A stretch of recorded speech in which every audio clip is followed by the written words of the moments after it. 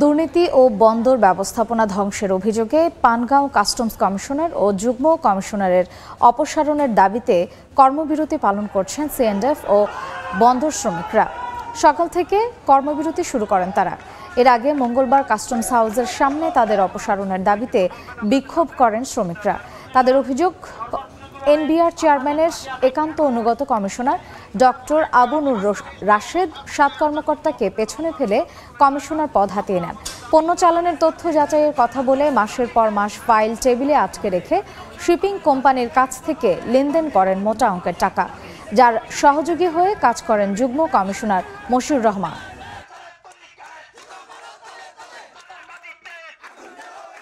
4 দশক ধরে আপনার ফাইন্যান্সিয়াল পার্টনার আইডিএলসি।